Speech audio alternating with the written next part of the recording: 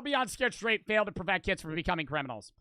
Parents of troubled youth pay for their children to tour the inside of a prison or county jail so they can be exposed to the dark reality of life behind bars. When they arrive, they meet with real inmates who strike fear into them with threats, with the goal being to prevent today's teenagers from becoming tomorrow's prisoners. But their exposure therapy techniques are definitely questionable. What the f*** wrong with you, dog?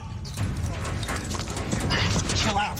You were starting in the wrong... Remember that? My favorite video from Beyond Scared Straight is the guy that's like, hold my pocket. Hold my pocket. Hold my pocket. And you walk with me, mother. And he makes kids walk around holding the inside of his pocket. You understand? So he walks and then they're like, Doesn't that mean you're somebody's if you have to hold their pocket? Wait. This Kool-Aid, we put this on just like you. Lick your lips. Now stick your hand in that Kool-Aid. Just stick it in there. Now take your finger, just do this to the bottom one. Come here. I kiss you, you orange flavor mother. You ready? You hard, man. You hard. You want to do hard? There you go. You want to do? Try me. Try me. Yeah, try me. I want you to try me. I want you to try me. Try. Now, there's no doubt that the show is entertaining and has given us some pretty hilarious moments over the years. However, our entertainment is at the expense of children's suffering. And the craziest part is, it has been proven on multiple occasions that Scared Straight doesn't work. In fact, it might actually... Really? I feel like it might make it do the reverse. I feel like it actually probably just makes you more likely to become a criminal. increase their chances of becoming lifelong Because now you've already experienced it. criminals.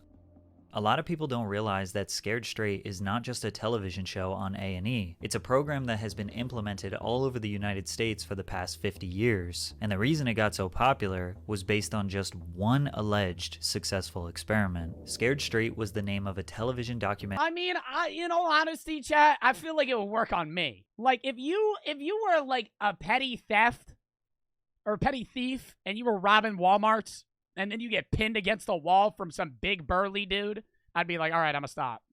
All right, that's my bad. Documentary released in 1978, produced by Arnold Shapiro. It was critically acclaimed, won an Academy Award, and even won an Emmy. See, they're gonna put lipstick on your lips, earrings in your ear, and have you swishing your ass up and down these tears, hustling cigarettes for your man. What did I say? What did I say, mother? You're here for 2 hours, you belong to us for 2 hours. The film documented youth offenders who Damn, this was visited New Jersey? Rahway State Prison in New Jersey. They met with inmates with the goal of being so scared of going to prison that they went on to live a straight or crime-free life. The documentary claimed that 80 to 90% of the 8,000 children who visited Rahway's program would go on to remain law-abiding citizens afterwards. The popularity and surprisingly positive results led to more than 30 states rapidly implementing the program. No further questions were asked. Jails and prisons all over the country saw one documentary and thought they had a solution to all of their youth offender problems. The program's validity was immediately questioned by juvenile delinquency professionals, but that didn't stop it Why does it make them more likely to commit a crime, though? from becoming popular. The original documentary was followed by Scared Straight, Another Story in 1980, also produced by Arnold Shapiro. This one was just a dramatic film. The subjects were actors who did scripted reenactments of their petty crimes, which led them to entering the Scared Straight program, being screamed at, and then feeling reformed after a couple overnights in the prison. Then in 1987, Scared Straight 10 years later aired. I'll be your host. Whoopi Goldberg! Scared Straight 10 years later. A fascinating update on what's happened to the kids and the convicts filmed a decade ago. What I steal, I need, and I want. It's embarrassing. 10 years ago, yeah, I did that. I did that to look good. Now the difference is I want to look good, but I like to pay for what I take. We got to see the original 1978 crew, and they all explained how much the program changed their life for the better. The second half of the documentary introduced a new group of troubled teenagers. After their trip to Rahway State Prison, the documentary claimed that all 17 of the youth offenders were crime-free just 3 months after their visit. Then MTV connected. I feel like it's just the prison system's also a fucking problem. Like, imagine you get sentenced to 20 years in prison, right? And you're like 18. and you get sentenced to 20 years. You'll be out when you're 38. You'll still be able to live a life, but not really, right? Like, if you get sent to 20 years in prison at 18 years old, you're going to be out in a completely different area. Like, imagine getting sent to prison in the year 2000 and then getting out in 2020. Like, dude, technology has changed, society's changed, life has changed, coupled with the fact that it's going to be hard for you to find a job. Like, like, most people that get sentenced to prison for that long are probably just going to end up back in prison because you don't know what to do. With Shapiro for another sequel, Scared Straight 99. This documentary was potentially the most and shocking of them all. The prisoners were threatening these kids to levels we had never seen before. One inmate made a kid hold his pocket as he walked around the cell. As a matter of fact, hold on to this Hold on to my fucking pocket. Hold my pocket. and you walk with me, mother. This was highly regarded as one of the best out of the series, and people still genuinely believe this was an effective form of therapy for youth offenders, which makes sense when you consider the societal standard during this time period. That kid is like 9. Mental health issues that are widely known today had not been vigorously studied. Mental health as a whole wasn't taken as seriously as it is now. They're too nice on Scared Straight now. They still make that show. I haven't even seen recent episodes. Now it's probably just like a fucking informative video. Plus, it was a lot more common for parents to use tough love and physical punishment to discipline Dude, in old Scared Straight, they would hurt you. Like, the prisoners would, like, actually hurt you. children. These programs were seen as an extremely cheap and convenient solution to a very complex problem that is juvenile delinquency. But where Scared Straight received renowned media attention was when they released their 20 years later special. They claimed that of the 17 original 1978 children, only one of them became a career criminal. The 95% success rate shocked news publications. Scared Straight was a miracle solution. They used 17 people's stories for 20 years to justify this entire program around the United States. But the popular A&E series you all know and love didn't come until 2011 and was produced by the same man, Arnold Shapiro. But first, a quick word from our sponsor. It had already been a well-seasoned program all over the United States for 30 plus years. Beyond Scared Straight was a TV show that documented the experiences of troubled children as they embarked on a forced tour of a Conjure theft and fighting. A maximum security prison or jail. During the tours, inmates and officers would go to the greatest lengths, screaming. Dude, imagine being that kid. You're 10 years old, and some big fucking 40-year-old man that got charged with fucking 2 counts of first-degree murders just holding your fucking jacket. He's holding you by your clothes, and your feet are off the ground, and he's like, I'm gonna fucking kill your ass.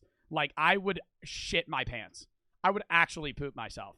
Locking them in cells, putting lipstick on them, roughing them up, anything they could do to shock the children and make them terrified of going like to that kid's like 8. prison in hopes that it would steer them clear of a life of crime. What's up? You like to fight, homie? That's what you like to do, huh? You little bitch. You's a bitch, homie. You's a Pop-Tart. I see right through you, homie. You was a Pop-Tart. You better not stop. You better.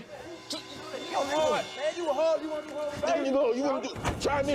Damn. At me. He says he don't know. You can't speak up, can you? Are you Why can't you speak up? Fact, bitch, you hold this. You drop it, I'll smack out of you. I don't give a about going. This was the most staggering and horrific Scared Straight program we had ever seen, and people loved it. The show's premiere alone attracted a staggering 3.7 million viewers, making it the most watched original series debut in the network's history. The undeniable success of Beyond Scared Straight led them to producing 83 episodes across 9 seasons, spanning from 2011 until 2015. Yeah, see, I knew the show wasn't a fucking thing anymore. The anymore. most eye-opening realization about this show is that the Scared Straight program was proven by the federal government doesn't work. Not to work. Since the release of the original film, many justice institutions and criminal prevention professionals have thoroughly studied the effects of the program to determine if it Use actually... a Pop-Tart. Yo, that's a fucking insult. Use a Pop-Tart, bitch. works. Surprisingly, numerous studies have shown that the scared straight method can actually do more harm than good. The most significant study was conducted by the US Department of Justice after the release of the original film. They examined the outcomes of 9 controlled trials conducted from 1967 to 1992. This involved over 900 children with the average age of 15 to 17 who participated. Dude, were these all in New Jersey? Oh, only the New Jersey study included with girls. The average age of 15 to 17 who participated in Scared Straight-like programs in 8 different states. Also, each study was conducted by a different research team. Every one of these studies also had a control group that did not attend a Scared Straight program. So they were comparing youth offenders who went to Scared Straight versus youth offenders who didn't attend one, and measured their likeliness to become a reoffender. The study found no evidence to support the effectiveness of Scared Straight in similar programs. Wow. In fact, all analysis showed that involvement in these programs increased measures of crime and delinquency. In nearly every one of the 9 studies, the group who went to Scared Straight had a higher rate of reoffense than the group who didn't go. After this comprehensive study was published, many others And I mean, that shit, you're probably getting made fun of by your friends too, dude. Like, that's just probably going to prompt you to do it even more. If you went to a Scared Straight program and nobody knew, that's one thing, right? But, like, you're going to a Scared Straight and your friends are going to watch you fucking crying, like, with some big dude screaming in your face. Like, you're probably going to just be, it's like PTSD. Not PTSD to that level extreme, right? But, like, it's going to obviously make you more agitated. Conducted with different test subjects, different age groups, and different crimes. Many of the studies would produce very similar results. In 1997, University of Maryland researchers completed a report for Congress on the evidence for various crime prevention strategies. The researchers had no problem listing Scared Straight as one of the programs that doesn't work. To make things worse, these programs could potentially violate federal law. In 2002, which was 9 years before the first A&E episode aired, the Office of Juvenile Justice and Delinquency Prevention in Washington informed all states that Scared Straight programs or similar programs may violate the separation. Because you're literally sending children to prison. Like, you're sending like a 10-year-old to a fucking prison to get screamed at by fucking criminals. Like, is that like against the law? In short, it's illegal to have kids in jail with adults, which makes this clip even harder to watch. A terrified 9-year-old boy dangled like a raw piece of meat in front of a pack of prisoners. His crime, stealing pocket change from his mom and lying. I think we can all... What?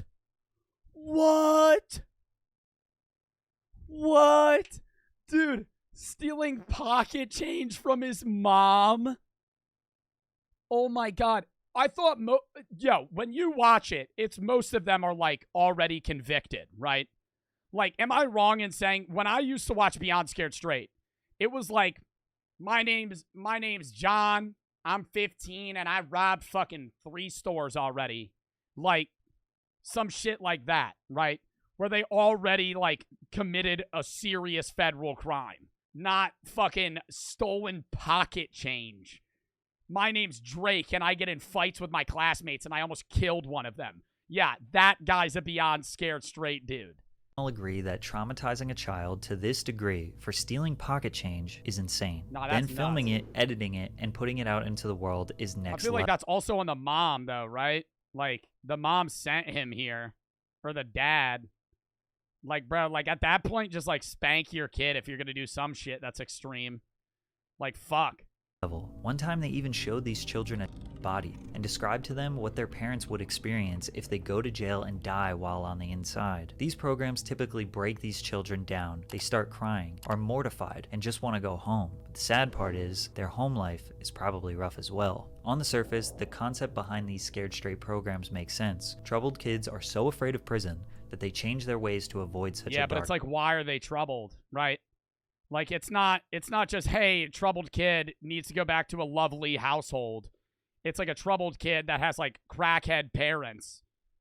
Like it's not going to help the situation. Future. However, there are multiple examples that say otherwise. Toby Keith Johnson was first featured on the show on Season 3, Episode 13. He was quiet and didn't show any emotion. The guards tried to break him down and make him feel bad about his choices, but he didn't budge. At the end, when the parents reunite with the children, Toby's mother didn't show up. Wow. 8 months later, Toby was featured on the show again. This time, he was an inmate. He was incarcerated for allegations of assaulting his mom. He got out 2 years later on parole, but sadly, continued a life of crime. He was arrested multiple times on meth and gun charges, but the most recent one was the worst of them all. In August of 2020, he was arrested for imprisoning a 25-year-old woman and making threats of harm, with Johnson forcefully grabbing the victim by the throat, choking her, and violently throwing her to the ground. The aggression continued with it, even going as far as Toby threatening her with a knife. Law enforcement would report visible signs of bruising on the victim's neck. I think it's pretty obvious that Scared Straight had no positive effect on Toby whatsoever.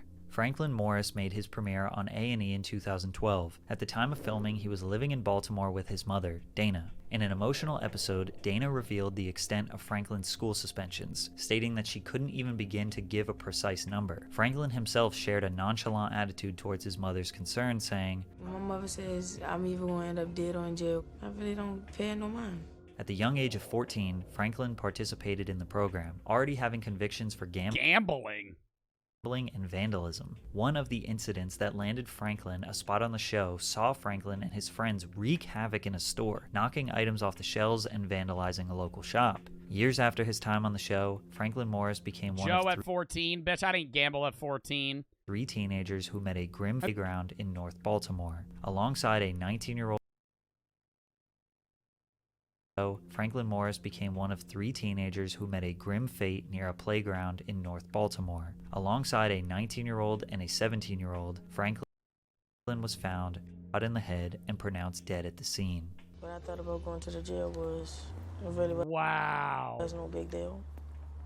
The reset program, it didn't change me. It really don't feel no different. Since the majority of the show's participants were children at the time, it's hard to find the long-term results of their lives. However, based on what I found, it seems like a lot of them went on to live regular lives. If you search what happened to so-and-so from Beyond Scared Straight, yeah, I mean, for the most part, they probably just live most a of what regular you life. find is clickbait leading you to an Instagram page of someone who we can't confirm was actually on the show. So if the program has been proven to be ineffective through various extensive studies across the past 30 years, why did they do the mother said that.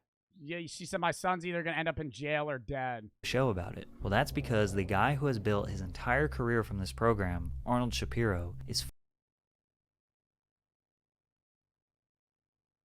fully convinced that this program is a good thing. Shapiro says that all the extensive studies are totally irrelevant because they were done from 1967 to 1999. He also said that only the academic community believes proper counseling for youth offenders works. If society had the money or resources to do that, that would be great if every kid could have years of counseling, but it's not realistic. It would be interesting if A&E used the millions of profits from the show to get these youth offenders counseling, since society doesn't have the money, right? Shapiro shrugs off the criticism of Yeah, because it's not an entertaining show to be like, oh yeah, we're giving troubled children therapy. But hey, we're sending troubled children to fucking Penn State Penitentiary to get yelled at by fucking prisoners. Okay, well that's pretty funny. Like, we'll watch that.